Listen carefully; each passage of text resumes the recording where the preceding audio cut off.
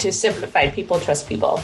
So you got to figure out who are your true champions, who are going to be supporting you irrespective of what they're doing, but they want you in their life, they're using you in your life. And then when they, advocate for you, it's natural for them. You don't even have to like coach them or tell them or anything, because they're like, well, here's why I use Thrive Market membership. Here's the value you bring to my life. And then they have that conversation with their community and they get that too. Yeah. So that credibility aspect and building trust, particularly through the pandemic, what we've seen is that trust and transparency are, like never before. Hey guys, welcome back to the Friday Society podcast. This is the podcast for anybody and everybody in the health and wellness industry that wants to grow their business. I'm your host, Alexa Cawley. I'm the CEO and president of Forever Friday Consulting, where I work with private clients one-on-one to help them scale their brands and reach amazing people. On this podcast, we talk to industry leaders and experts that have built really amazing brands within the health and wellness industry to teach you how to do the exact same thing. I've worked for some of the biggest names in the health and wellness field, like Lululemon and SoulCycle, and I take everything that I've learned, plus our industry's amazing experts, and bring it to you. All right, guys, let's get into the episode. It is a really good one. So drop me a line on Instagram at foreverfriday.co, and let's get to it. Hey guys, welcome back. Okay, you are going to love today's episode. I think it was actually, honestly, one of my favorites that I have ever recorded. So I sat down with Amina Pasha. She's the CMO of Thrive Market. And if you guys don't know what Thrive Market is, it is an online retailer for food. And they also have like a one-for-one model where they give back food and food memberships to families that are food insecure. So food insecurity, I think you guys know by now, is a huge, it's a huge area that I like to focus on. I volunteer a ton for the New York Common Pantry, and all my, I always make sure a portion of my revenue goes to them too. So if you didn't know that, now you know. But yeah, I mean, we talk about the, just how to market with heart, how to make sure that you always have the human of your business at the forefront of your mind and your marketing campaigns. So I just love this, and I think you guys are going to get so much out of it. So make sure you take notes. And yeah, you guys loved my Stevie Nicks story from last week. So I'll try to write down more of the embarrassing things that happened to me, and I'll share them here. But okay, let's get to the episode. Let me know what you guys think and talk to you in a little bit. Happy Friday. Hey, everybody. Welcome back to the Friday Society. I'm here today with Amina Pasha, who is the Chief Marketing Officer at Thrive. Amina, welcome to the show. I'm so excited to have you and talk about keeping the heart in marketing, your role as a leader, as a mother, and I'm just so excited. Yeah, equally. Thank you so much for having me. I'm very excited to be able to share some of my life journeys as well as some of my career highlights and talk about what I've been passionate about and how I've seen that transcend as well over the past few years. So I love it. And you actually were recommended by a childhood friend of a past guest, which I love. I just love when worlds come together. So I'm awesome. Super excited for this. So, okay. Can you introduce yourself? I know we obviously chatted a little bit before this, but you're in California. Tell us a little bit about, where you are right now and what your day has maybe been like so far. Well, I am a busy mom first and foremost, and a busy wife too. So my day has started off with, today was Dad's off morning duty day. He is the morning duty guy and partner in crime. I actually just had a baby 4 months ago. And so I have two children, two boys. So, oh boy. So our mornings are very, very boisterous, literally. And it starts off with getting one ready for school and getting one through a bottle feed, literally, before we get some help before the nanny arrives. But it feels like those few hours where you're on your own do feel a lot longer than they probably are. So we, once the drop-offs finish and the nanny arrives, then I start my busy work day and just start looking through, priorities for the day and the week. And and so here I am. So this is, a little further in my morning, but it's all been good so far. I love it. Are you guys, you're virtual still? Yes, we are actually remote first is what we call about it. I like to call it about, flexi location. And what we've seen really work is this intersection of offering, our thrivers, which are employees, the combination of flexibility and productivity, right? And so a lot of the hires we made over the pandemic weren't necessarily located in the LA County area. We're based in LA and Marina Del Rey. And that's been okay because we've been able to attract amazing, incredible talent by being, more location agnostic than ever.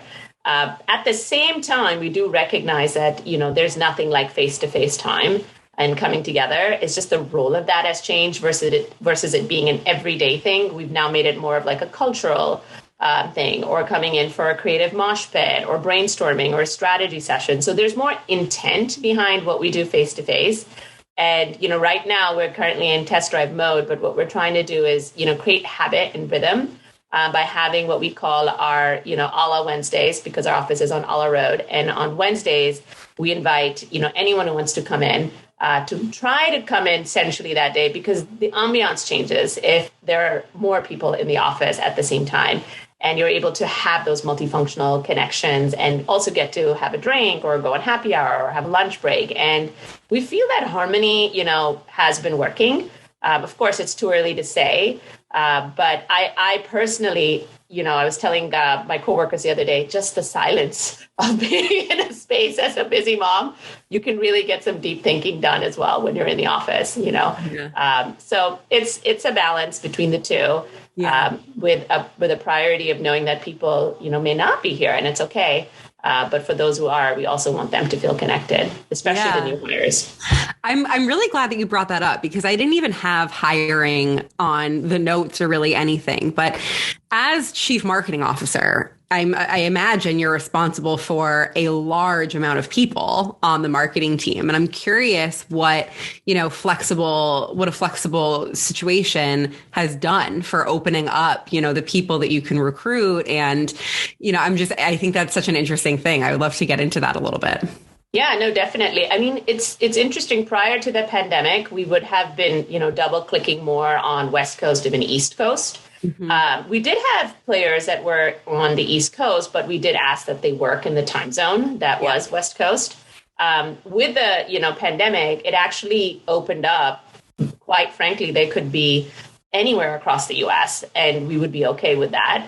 And we've made it work. We've just been really clear about what their roles and responsibilities are, what the OKRs are, which are the objectives and key results. But, I believe in a culture of also radical empowerment. And so part of that comes from location empowerment too. If someone feels they can be more effective in a better workspace that happens to be in Tennessee over LA, and they can live a more comfortable life, believe me, they're going to be more impactful as well. And we've enabled some of those moves, right? So it's been a bit of an art and science. There's no perfect scenario. There are leaders of large teams where I have had, preference that they be close to their teams, particularly in creative, because so much of the magic comes from, being able to brainstorm and mosh pit and bounce off ideas in person and have that energy. So we have kept our creative studio. Those folks do go in every day because they have to do photos and they're, getting video content up and live. And so it's finding what's right for each team, and making that magic work and seeing the impact they're having on their business and their OKRs and results. And when we've seen it working, we're like, well, this is really working, And so even now we're thinking is there a better studio that we could go to? Doesn't necessarily have to be in the office. Could it be anywhere in LA where we feel like we're getting even better production values and even better location? And so in some ways, it's given us a lot more options, but then it also requires to be clear about our objectives and what we want to achieve with them. Yeah. Yeah. And I think just what I'm admiring from this already is just the ability it seems like you have to be able to just adapt quickly and analyze data sort of in real time, right? I think a lot of leaders have gotten, just in their head in the old way, a little stuck in the mud of how things, quote unquote, used to be, we used to have happy hour at this day and whatever. So everyone had to be in the office and blah, blah, blah. And I think what I'm just really admiring already is just your ability to look at something and be like, okay, this is working. Let's keep going. Or this is not working anymore. We need to change this. So I love that. No, totally. I mean, change is literally the only certainty that the pandemic has taught us, right? every quarter, I think marketers are dealing with some level of change, whether it's like media inflation or privacy issues, or now we have, in general inflation, and consumers are changing as well their choices, right? Like what worked literally last month or a few months ago in marketing is not working right now, right? And so if we all don't radically evolve and are not constantly putting our pulse on the consumer and what life challenges that they're going through, we're not going to be good in what we're building. And being a mission first brand, for us, that's been even more important. So, what I love about our mission team and brand team is their ability to really be real-time activists. So, for example, with this war breaking out with Russia and Ukraine, one of the immediate things we did in within 24 hours through our mission team was set up a donation relief fund. And start working with partners overseas to just provide hot meals and food, because we're in the food space. So this is very, very close to home and something we're very passionate about. And over the course of a few weeks, we were able to raise $300,000, which is, a great big impact to be able to have in just a matter of a few weeks. And it came from our founders, who always lead by example. It came from our members, and it came from our employees, who we call Thrivers. And so, that type of real-time action and activism is also something I'm super passionate about. There's so much already that I'm like, okay, I want to talk about core values. I want to talk about the evolution of marketing. Like there's so much already that I want to talk about. Let's back up a second. So you went to UPenn, correct? That's right. Okay. Yes. So you went to UPenn. I mean, your resume is phenomenal. You were at Procter & Gamble, The Honest Company, and now Thrive Market.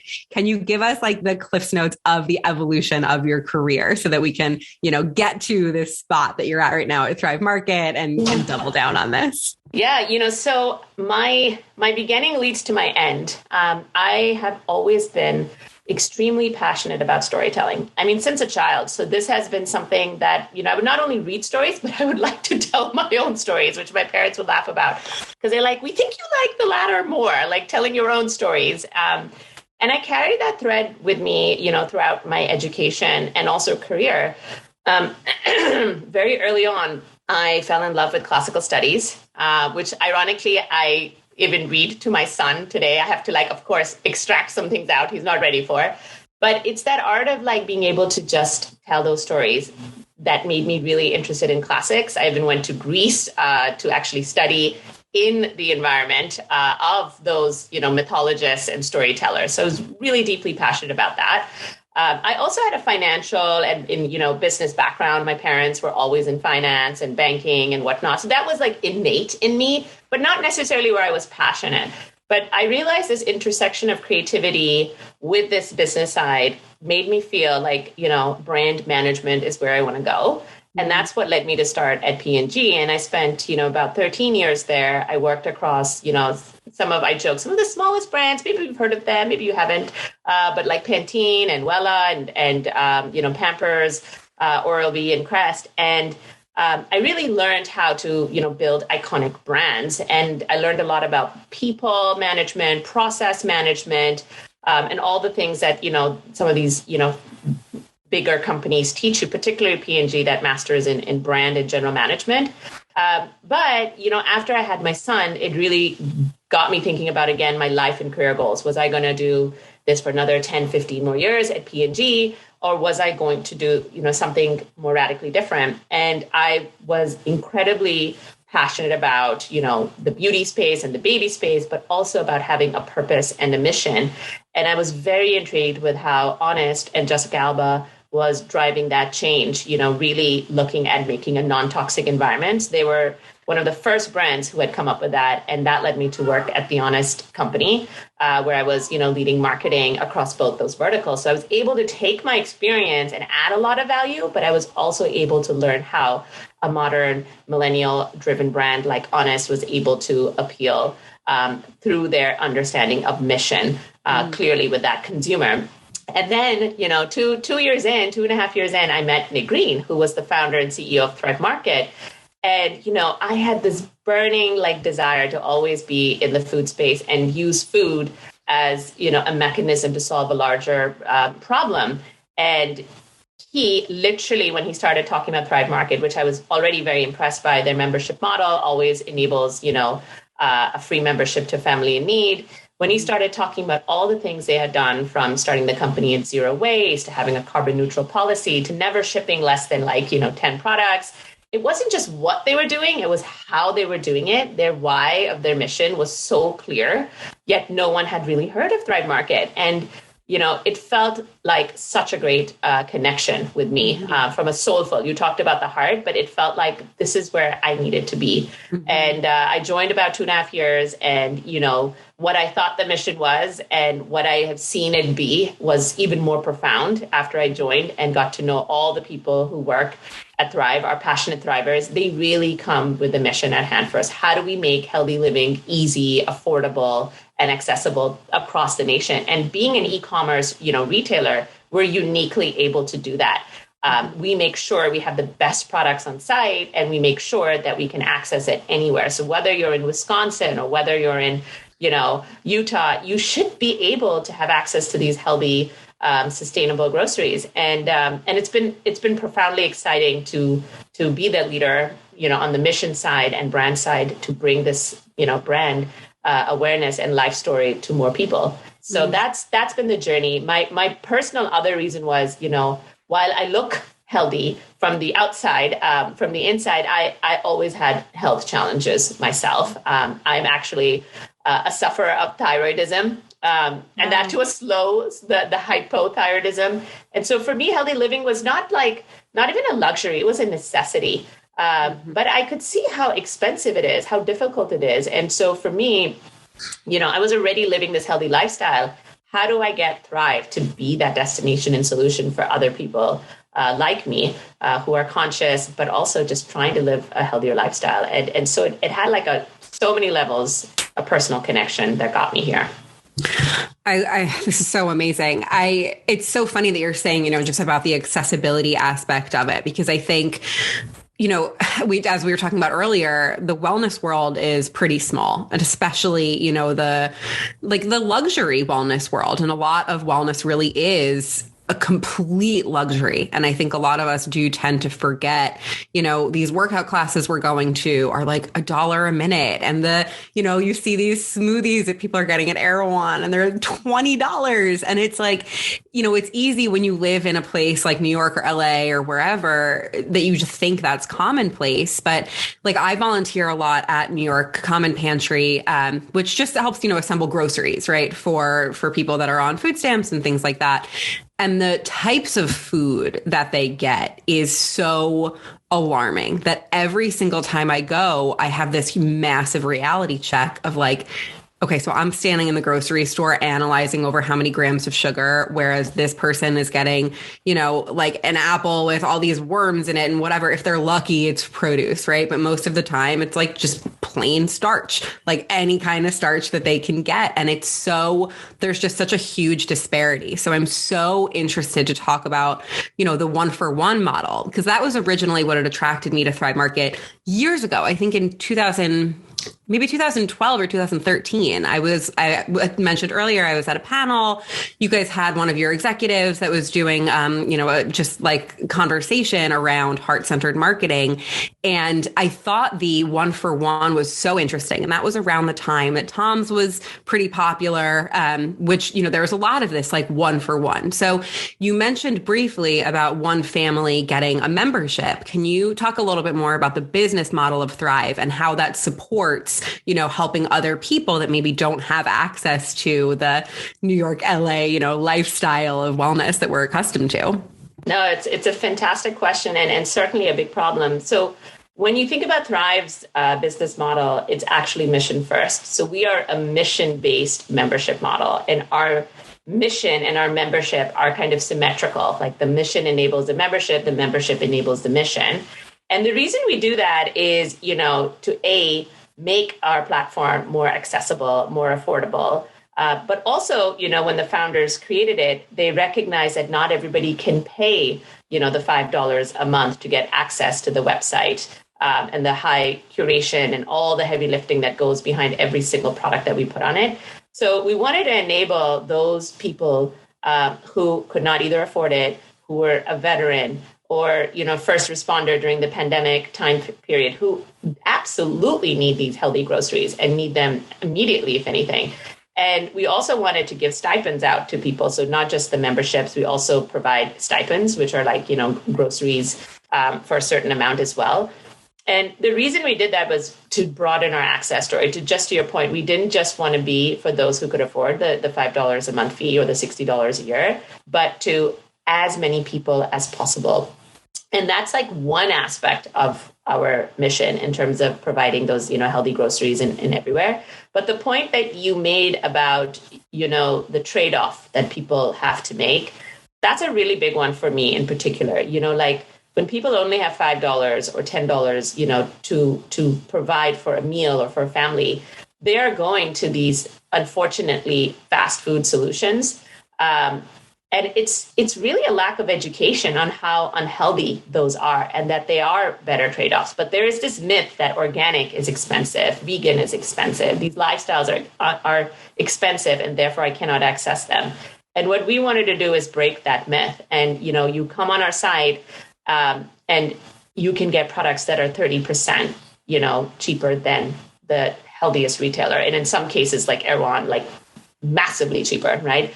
So we wanted people to see that. And when they get access to that, realize that, it's not a trade-off with Thrive Market. I mean, the other trade-off we hear, well, it doesn't even taste good. Fast food tastes good and healthy food doesn't taste good. And so to counter that also, that other second myth that comes across, we actually spent a lot of time on recipes and showing that healthy can be fast. We have what we call Thrive in 5. In 5 minutes with 5 ingredients, you can get these easy meals for your family on the table with our groceries. And we actually created a whole healthy living cookbook that is around that concept, and the best part of the cookbook is their QR code. So you can actually scan the products and add to cart in seconds, right? So we're really thinking about the customer journey, how healthy is complicated. It's, people feel it's not accessible, and trying to break down these myths so people can switch and then they start seeing the impact it makes on their life. They're able to think better, have more energy, provide for their families, and feel good about it. And it's those kinds of stories that we've, just started to share back with our organic social presence and community, that you can do all of these things and live a healthy life that's affordable and easy wherever you are in the US. Yeah. Oh, I love that so much. All right. So we talked a little bit about, the evolution of marketing and how things that were different, even a month ago, like you need to be able to speak to just the evolution of the world and all these things. So I've heard you mention QR codes, you've mentioned organic social. I'm curious what you feel has been, some of the big like needle movers, so to speak, in marketing over the last 2 years, because obviously, Facebook ads, the cost of those skyrocketed. Oh, yes. So especially in the wellness world, I always advise to my clients, like, do not spend $1 on Facebook ads if you're a small business, right? So I'm like a marketing consultant for smaller health and wellness companies. If you can't spend over $10,000 a month on Facebook ads, they're not making a dent in your business. So I'm curious, you said things like you're prioritizing content creation and you're prioritizing organic social. So I'm curious what really has helped move the needle for you guys lately in marketing. Marketing, has changed so much. Like when I started my career, what was marketing then even, and what it is now is completely different. And then the last 2 years in particular with the pandemic, it has really made us rethink everything. So, to keep the story short, marketing used to be about give me information and maybe I'll buy your product if I need it, right? Now it's about values, right? It's about what your brand stands for. What's the larger, industry or life problem that it's solving? And how do those values then tie in with my values, right? They may or they may not. And people are smarter than ever. They want to see what the brand stands for, which is why the organic social makes such a big difference, because the first place I will go when I'm checking out a new brand is Instagram and see what is a brand really talking about? What are they telling me? And more importantly, what are they doing in the community? How are they actually helping? If they're saying they're doing these things, are they actually doing them? And I want to see the results that they've had, right? The other thing is it's so much about what other people say about your products, right? Ratings and reviews. I don't think I buy anything without looking at ratings and reviews. So people trust people, right? Are your products really good? Are other people believing they're really good is a separate question, right? So, seeing what they say, the pictures, all of that matters more than ever. And these things don't cost you anything. These things can get you started. The interesting thing about the Thrive Market journey is there was no funding when Thrive was being started. It was very difficult for the founders to actually get their first paycheck, I would say. And so who did they go to? They actually went to health experts, people who would understand what Thrive was about and the business model. Mm-hmm. And those health experts immediately understood this is an unmet need in the market. And they were willing to become investors, right? And so actually we started, early seed investors through health experts who then started to naturally want to talk about the brand because A, they were investing in it. So it was in their own interest to support a brand that they believed in. And B, they were able to talk about it genuinely and authentically because they believed in this brand as well. And they were using it too, which is very different from hiring an influencer to go and then talk about the brand. And so getting those people got us started in the early years. And we were then able to get scale, build momentum. And then we started going after bigger health influencers and experts and building them too. So for keto was a big trend for several years and still is. So we hired, Thomas DeLauer, and he is on both sides helping the brand, again, supporting it, investing in it. And we're also supporting him and creating a partnership that's more long-term. So it's mutual for the brand to grow with him. And his community has now become the Thrive Market community as well. And we can then, co-create products and do things like that. So it really starts going each level. We had to think about how do we authentically activate our brand with the audience to whom it matters. And, in the early years, there was no marketing spend, similar to what you're saying. And so we had to really think about who's it going to matter to the most, who's going to actually activate our brand, and then how do we start scaling that business and solution. And so it isn't easy, but it can be done. And again, you have to get these kind of steps right along the way. Yeah. I mean, just that point of, the credible partnerships, I think is such if for everybody listening, if you have any sort of business, the one thing to take away amongst so many, but is having credible partnerships. Because there's in the wellness world right now, anyone can start an Instagram account and all of a sudden become health influencer, right? But it's about their credibility and what they've learned and who they really are for their community. So I think just getting into partnership with these types of people, like you're saying, that really recognize the value of this company and they really recognize the necessity is so, so major. So I love that you mentioned that.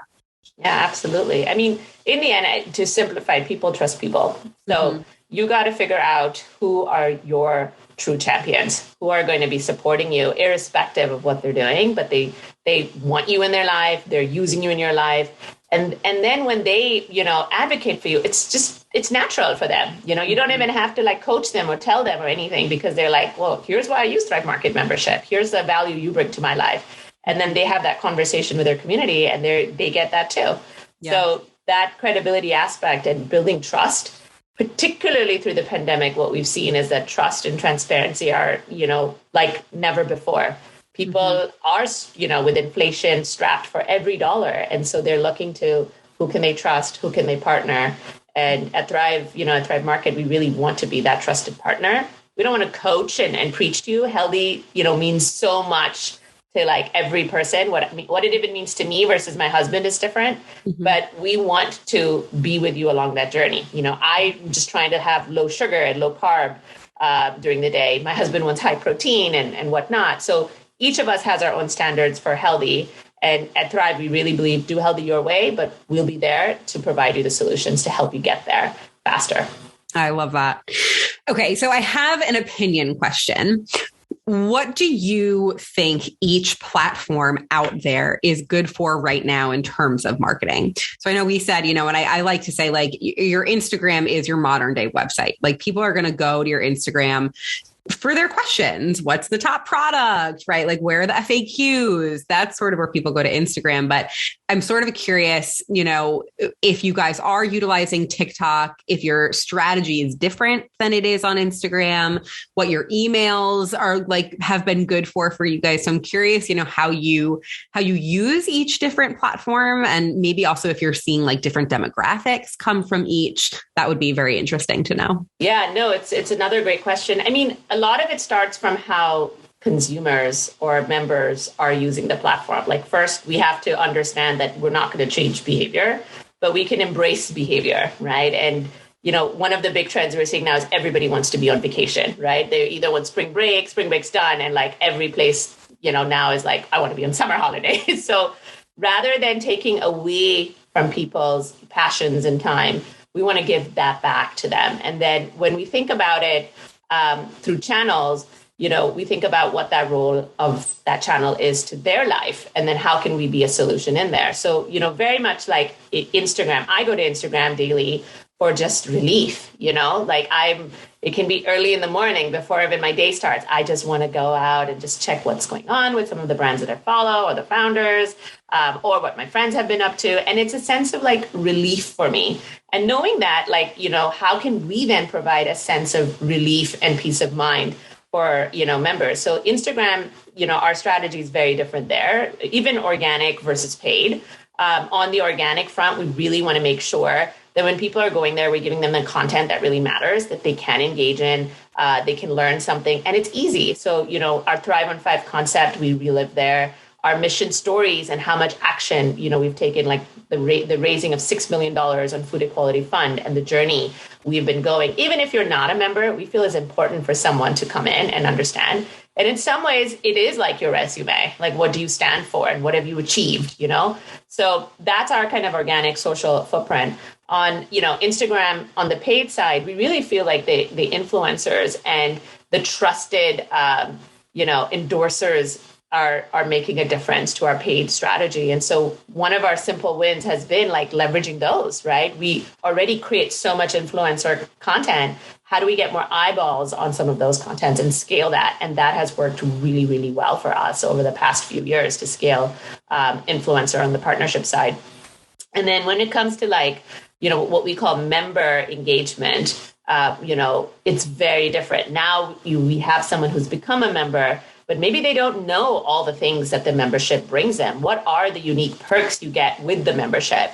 For example, how much investigation literally goes on each product that hits our site, right? How much, where's the sourcing of some of these products? Like our olive oil comes from Crete and is expeller pressed and is organic and is made from these types of olives, et cetera, from Kolanaki, et cetera. So like this type of storytelling, you can't get at a retailer, but we can actually do through either our on-site or through our email series, what it takes for us to raise that $6 million. Our members love learning, and they love to see the impact they've made. So we do a year in the review, and where we walk them through the impact they made and the total impact we made. But it brings them in a sense of journey, that they're part of this mission. We're not just talking at them, we're working with them to get to our mission. And our email channels can uniquely do that. We also can announce exclusive brands and products that we're bringing to them. So they feel like, wow, there's really so much discovery going on, which, no one has the time to go on the site and keep looking, but through these different forums, SMS and emails, et cetera, we're able to tell them, here's the latest and greatest just for you, and give them like exclusive news, exclusive products, exclusive updates. And again, if they don't want it, we're like, fine, we won't give it to you. But again, we look at what their life needs are, and then how can Thrive be a solution? And then how does each of these channels play a role in that journey? And then together, all of them also have to work cohesively, that the story is coming clearly to them on like how Thrive is helping be a solution and trusted partner. So those are a couple of examples. I love that. I think the example that you gave with the member communication, right, around like, this is how much you've impacted. I'm so happy to be talking to you, because you guys really set the stage for this. Like, I feel like now it might be, it's more commonplace. Like, I'm using smile.amazon. And I think that, a lot of people are like, there's all this sort of, every company really does have an obligation right now to share what they are doing and what the contribution is to, other causes that people care about. But you guys were like a decade ago, this was still the conversation around, this is how much your membership is impacting the world beyond just your grocery shopping. So I love that. And I love the member communication aspect. I think that's so important, and definitely something I think people tend to forget about is like, the communication after the purchase and what happens after the purchase. Exactly. And it's, it's like building a relationship, right, with somebody. What gets you in the first date is very different than what keeps you in a healthy marriage. And for us, because we're membership and mission based, for us, it's all about the long term. We want people to, love using the platform, be excited each year to renew. And we have a phenomenal renewal rate. So we know we can get them there, right? And it isn't just the products, like to your point, it's the whole experience that they're getting. And the fact that they feel that they're making a better choice, not just a smarter choice, but a better choice for the environment, for the planet, and for themselves. And so it's all of those intangible things, to go back to where you started from, that makes them feel soulful about the brand and makes them feel like, okay, this is a brand I can trust and I want to recommend. In fact, one of the biggest channels for marketing for us is still word of mouth. Like, we just can't beat our word of mouth. It's over 40% of our recommendations come from other people because of this experience they have. And so they love to recommend us. And that's a really big part of our marketing is like, how do we continue to give them what they need to really feel they could, recommend Thrive Market to their friends and family. And to me, that's at the end, the biggest, attestation of success is when you're the recommended choice. Yeah. Yeah. And I think we touched on it earlier. It's just, getting someone to that brand advocate phase of their journey is just so important. And so it's, for business owners listening, I think the question to sort of prompt yourself with, and I'm curious if you agree, is just like, how easy are you making it for people to share your product, right? Because it's like the ultimate badge of honor of like, so if somebody wants to recommend your product, but are you making that easy for them? And I'm just curious, what your thoughts are around like making referral programs, so to speak, easy. Yeah. So, because our primary product is still membership, in many ways, it's access, right, to those products. And for us, how do we make it easy? The first is we have the one-to-one model. So again, we want to make it easy for those who it's not easy for today. That's the primary solution. But two, we've really invested in like our gift card, right? Because we realize that people want to give gifts, but yet they don't know what to give. But if you give the gift of membership, it's kind of like teach a man to fish, situation. If you teach them how Thrive Market works, they will love it. And so even for like Mother's Day, we're like, give the gift of membership, right? Give it to your mom, right? And you can add credit to it. So it's super easy to load up the card and get her started with the first set of groceries even. And that, concept is so much more tangible. You could give your mom flowers. How long will that last? Max a week. Or chocolates. That's actually not healthy for her. So it's not helping her if she has a sugar problem. Or you could give her a membership that's going to last, a lifetime and get her access to these healthy products and teach her how to use the Thrive Market, platform. And once she does it, like with my mom, she is addicted now. She's like, this is awesome. Like, I can't wait. One of my mom's friends was over and it was interesting. We were having this conversation about they don't want to cook anymore. And I was like, okay, are you guys thinking about frozen meals? She was like, yes, but can frozen be healthy? And I was like, yes, at Thrive Market, we've launched a whole new plethora of frozen products that are actually healthy. And I actually gifted her a membership and also, her first frozen box from Thrive Market, which is all sustainably packed. Yeah. And all the products in there were like meals and breakfast and lunch, tangible solutions, not just, snacks and things. And she literally called me the day her box arrived. She said, I have just moved houses. Your box was the biggest lifesaver because we didn't have to cook the whole week. I had meals and both myself and my husband, loved it. And so that's like a tangible life example of what we want to be, of making things truly that are not healthy, but then also easy. And she's now, a loyal brand ambassador and is shopping well more than once a month because, she's getting all her meals through Market. Yeah. I think, and so many people after the pandemic were just like, I don't want to cook ever again. Yeah. So I think having healthy frozen meals is really just truly important right now. Totally. Okay. So one last question before we get into some rapid fire questions. I'm curious to hear, what are some of your marketing dreams? Like what, like fun event, like what sort of crazy marketing dreams do you have? I don't know if I have crazy marketing dreams. My biggest one was like what I told you at the beginning. As a child, I was born in the Middle East, in Dubai. I am originally from Pakistan.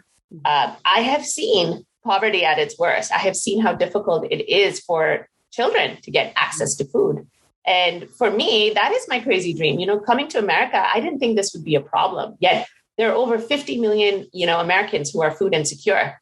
It is not just a problem. It's a big problem. And the pandemic made it worse. It had exacerbated it for, our minority communities. And I come from a minority community. And to see that still happening in a developed world, it's just shocking. And so my crazy dream is, we've got to eradicate this globally. But I'm sitting here in the US. I've got to make an impact on that now. And I go back to, that was my crazy dream at 8. Like, how do I help?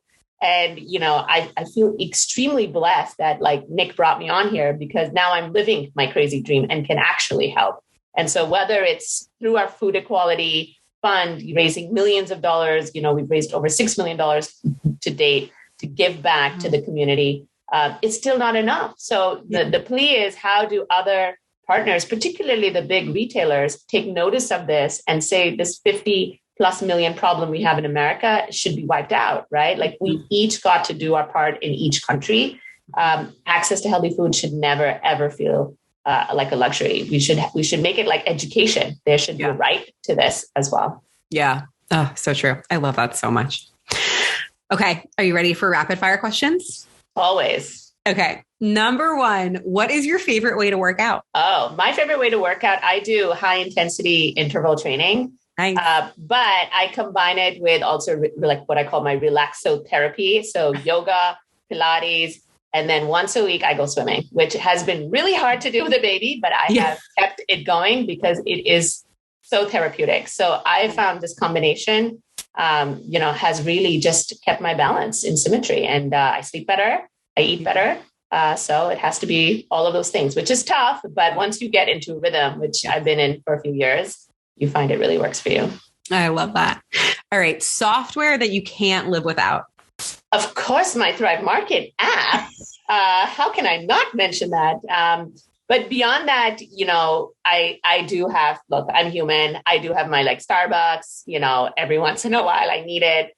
And I just love, solutions that are easy. Like if I can pre-order and not waste time and my drink is ready and I'm out in a second, I mean, that is like genius to me. Mm-hmm. I also love Uber Eats because they bring food to me. The days I don't want to cook, to get a healthy meal at my doorstep done, right? So do what works for you. But I have found some of these, they're just life-changing. They make your life easier and better. I love that. What is the best business advice that you ever got? The best business advice I have ever got is just be really clear on who your target audience is and how you're going to help them solve a life problem. Like whenever we make business about business and we don't put our human hat back on, there's a disconnect. And so, I practice this even with my marketing team is, are we really putting our human hat on here? Or are we being a bit robotic and thinking about, our bottom line? When we put our human hat on, we will make better decisions and we will think like people, and our consumers and members will reward us for that. So best advice. I think that's actually the best response I've ever gotten from that rapid fire question. I really do. It is. I say it to people in my membership. I say it to my clients every single day. Like, what is the problem that you're helping solve? And if every single day when you go to work, if that's the question you can answer, you're clear, you're more focused, you understand. So I think that I'm so happy that was your response. I love it. If you could live anywhere in the world, where would it be? I've lived in 13 countries, so you're asking the right person. Oh my God. I have actually lived in 13 countries and now I'm living in Manhattan Beach in LA. So clearly that says a lot. But, I have another crazy dream. This is a life dream that when I retire, I will go back to Greece because I did my study abroad there and I absolutely fell in love with Greece and Santorini, which people think is commercialized. It's actually not. And I would love to teach both, concepts of marketing and also storytelling. And so that is kind of my end all to complete my life and career cycle. I think that's where you'll find me in hopefully not too long from now. I love that so much. I'll come join. Yes. Advice that you would give your younger self. This one is really important. I would say have fun along the way. Life is too short. I have definitely stressed myself out way too much. Every problem, 99% of every problem is solvable. And yet we stress a lot unnecessarily. And my younger self, I was very high strung. I would get stressed out. I would literally come home and feel anxious, about the day and how it went. And now 15 years, it takes time, by the way, to achieve this. I feel so much more balanced where I am in my life. And, your life affects your career affects your life. You need to find harmony in both. And you need to find a lifestyle that is holistic. I meditate 5 minutes every day. I don't do 30 or an hour, but every day I do my 5 minutes of meditation. And I have found so much harmony and balance in my life that when I look back and I was like, I was much junior back then, yet more stressed. And now I'm at a much higher level, yet less stressed. I think motherhood does that for sure. Your tolerance for stress and pain goes up. But you also start prioritizing the big things in life. And you ask yourselves questions like, if my family's healthy and they're happy, I'm in the right place. And the same thing with my career. If my career is, healthy and non-toxic and also happy, I'm in the right place here. And that has, enabled me to also take on more stressful roles, take on, bigger jobs, etc., but also have fun along the way. And I think that's the key advice to those, young people. I see them stressing out a lot and worrying about how we're going to make ends meet and whatnot. You've got to just find that balance and have fun. I love that so much. My dog is barking. And it's inspiring to hear you say that as a newborn, as a mother to a newborn, and, you have a whole family and so much going on. So I think that's so inspiring to hear. I love that. I mean, that's partly why I could have the second one. If I was in that old phase, I probably would have been like, oh, this is not possible. How am I going to do it? And we tend to approach ourselves with all the naysaying, we can't do this. This is going to be too hard for me. I'm not sure. You got to flip the switch and say, how do I do this? What support do I need? And it's not like I don't have support. I have a phenomenal partner who is with me in this journey, 360 degrees, right? And I also have, the help that I need. So you flip the question and say, what do I need to be successful? What do I need to get through this? And then if you have those things, go for it. I love that. Okay. The last question is one lesson that you took from the last 2 years that you want to keep with you. I mean, this one, our lives have been everybody has gone through something. I mean, it's, not to be the Debbie Downer here. We've lost people through the pandemic. I've lost family members. People's lives have been shattered, changed. People have moved, relocated, changed careers, jobs, everything. It's just been a hocus pocus of change. And to me, the biggest, learning is as leaders to lead with empathy, and lead it in your life, but absolutely lead it in your business as well. Be more empathic. Like you talked about, what worked before is not going to work now. It's so true. We can't just simply say, well, now everybody needs to go back to the office and we need to go back to 5 days a week and you need to be there and XYZ. We've got to realize some people's lives have changed. They've moved, their daycare is gone, everything has changed for them and they've made these life changes and we allowed it, right? As leaders. So we've got to be empathic and listen to people, and that active listening to people will get them to also be more accountable when they see that, okay, I'm being heard and listened to. They will come with better solutions as well. And I think, whether you're in a mission-related business like us, we have to be empathic with our members and the impact we're making.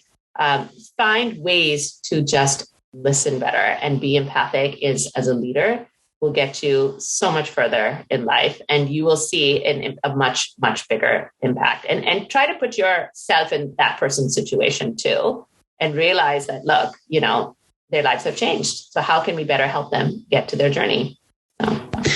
Yeah. And just what a great message is just, in every situation, like just some perspective and just putting ourselves in other people's, other people's lives and just seeing what they're going through.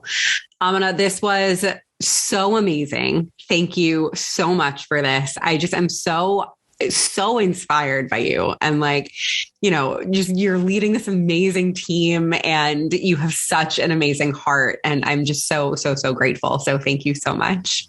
Well, I'm even more grateful for you to have, me here and get to talk about, what I jokingly call my third baby, Thrive Market, and be able to share, the impact we've made. So I'm extremely grateful for you having me as well. And I loved, sharing some of these stories with you. Thank you. If you guys are not members of Thrive Market, you absolutely should be. I will link to it in the show notes so that you can learn all the stuff you want to learn. And that's just where, we should be doing all of our shopping to give back. Yeah. So, thank you so much.